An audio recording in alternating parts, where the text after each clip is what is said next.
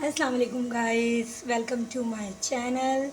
आज हम आपको लौकी गोश्त की इतनी बेहतरीन रेसिपी देने वाले हैं कि इससे पहले आपने ऐसी रेसिपी ट्राई नहीं की होगी। लिहाजा ये बनाने में भी बहुत इजी है और खाने में बहुत टेस्टी।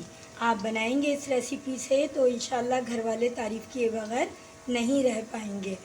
हमने सबसे पहले जो है ऑयल लिया और ऑयल में जो है 2 ओनियन जो है वो ऐड किए मैंने, और इसको इतना ब्राउन जो है लाइट ब्राउन कर लेना है आपने। ठीक है, इतना ब्राउन होने के बाद जो है आप इसमें गोश्त जो है वो ऐड करेंगे। 2 प्याज ली थी मैंने, इसमें हमने ये गोश्त ऐड किया है।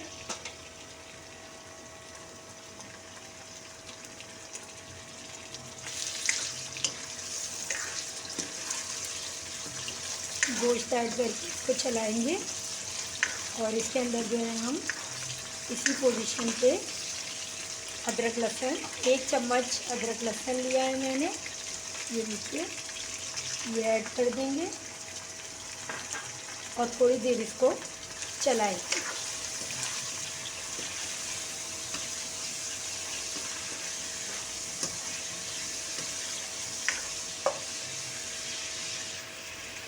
जी गाइस, तो देखिए ये इस पोजीशन पे हमने थोड़ी देर इसको चलाया फिराया है गोश्त को अदरक लहसुन डाल के। अब इसके अंदर जो है वो 1 टमाटर मैंने जो है वो चॉप किया है वो मैं इसमें ऐड कर दूंगी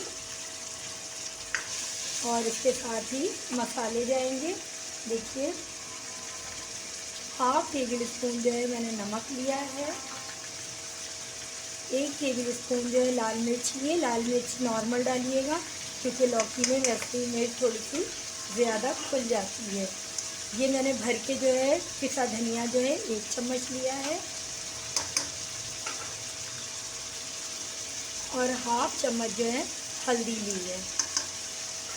इन तमाम चीज़ों को थोड़ा सा मिक्स करूँगी मैं और इसमें मैं 2 गिलास पानी डालूँगी और इसको फिर टेंडर होने के लिए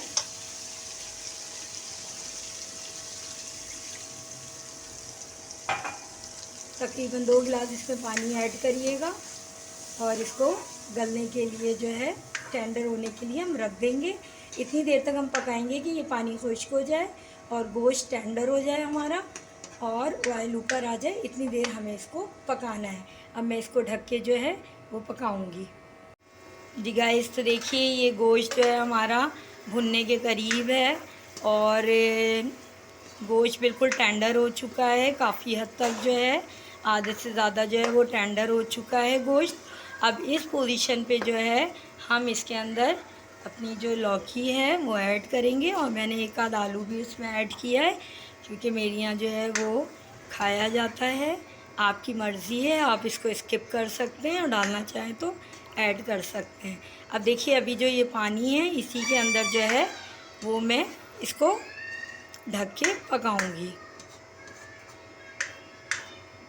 और लौकी इसी में गल जाएगी।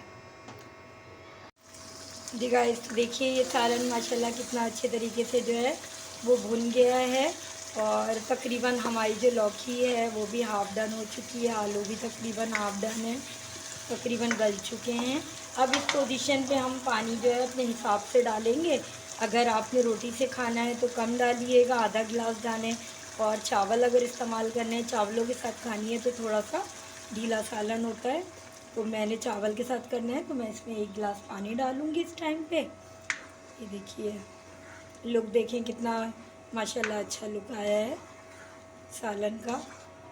और शोरबा देखें कितना अच्छा सॉफ्ट, बिल्कुल कोई प्याज नहीं नज़र आ रही, कोई टमाटर नहीं नज़र आ रहा है।